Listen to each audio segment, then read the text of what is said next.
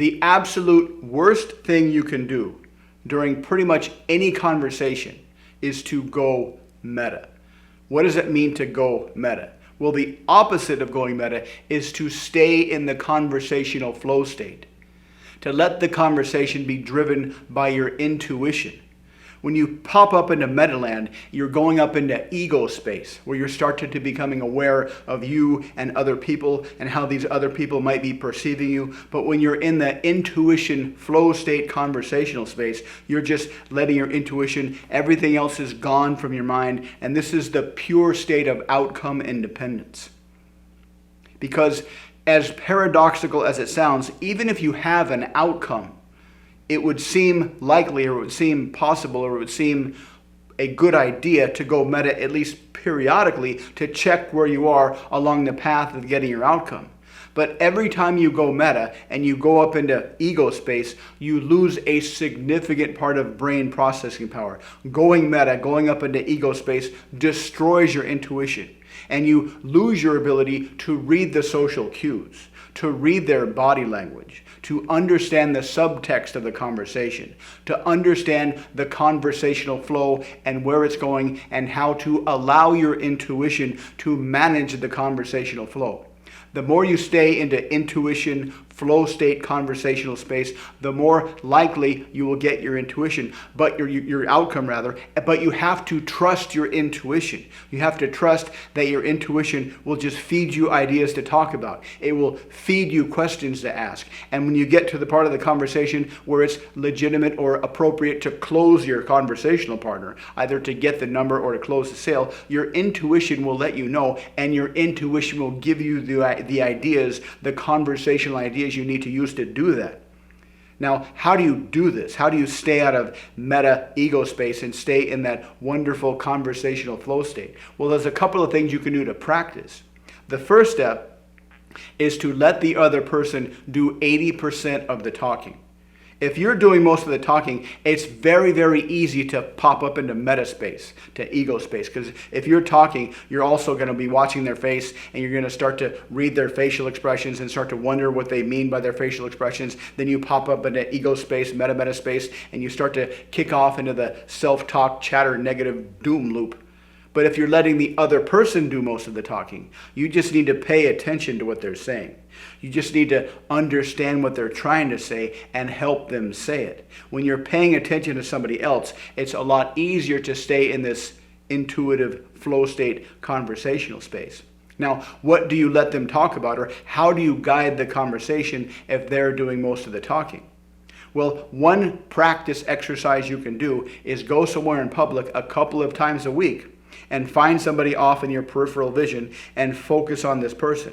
And just allow yourself to wonder about who they are.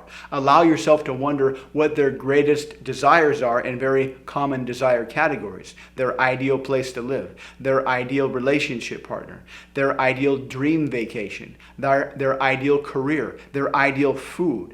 Just imagine scenarios where, for example, they want a 2-week paid vacation and they need to choose where to go. Don't try to guess where they're going to go. Instead, allow yourself to wonder.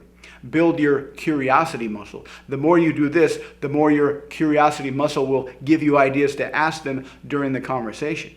And when you're paying attention to them talking and you ask follow-up questions about their desire, you will be periodically throughout the conversation given ideas from your intuition about how to share your own experiences. So do that, but don't get too caught up in you talking, because then the longer you talk, the more likely you might slide over into ego space, meta space, and lose the conversational flow. So you'll be listening to them 80% of the time.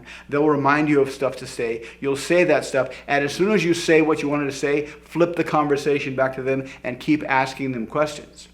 Another way to maintain the flow state conversational intuition space is to create a visualization of what they're talking about. Use as much as your brain of your brain power as you can to visualize what they're talking about. Create a picture that is all around them about what they're talking about. Now, if you don't visualize, or if you can't visualize very well, then you can practice image streaming. Image streaming is a great way to build your visualization muscle. Now, if you start, you just close your eyes and describe what you see, but most people, they close their eyes and they say, I don't see anything. Well, just describe what you think you see. This is a gradual process, but the more you image stream, the more you'll build your ability to visualize, and the more you can visualize, the easier it will be to maintain that conversational flow state. Now, some people think they don't visualize. Oh, I can't do that, I don't visualize. That's absolutely not true. Because here's a test to see if you really do visualize, you just don't know it. Imagine you're in a room and two people come walking into the room. One is a stranger, one is your best friend. Can you tell the difference between these two? If the answer is yes, then you have to be able to visualize. Because you look at these two people, you compare them with your visual memory of all the people you've met, and you get a match for your best friend, and I don't know who this is for the stranger. Because you can do that, you can visualize. You have to be able to visualize to tell the difference between people you don't know and people you do know. So you might visualize subconsciously, but you do visualize. It's just a matter of taking something that you do subconsciously, bringing it up to the conscious level, and using it conversationally. So to maintain that conversational flow state, practice these three things. Go somewhere and build up your curiosity muscle. Let them talk 80% of the time. Create a visual image of what they're talking about while they're talking about it.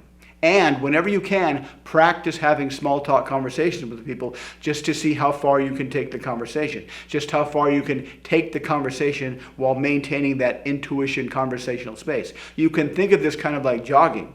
If you go out jogging for the first time and you're a couch potato, you won't be able to run very far before you have to stop.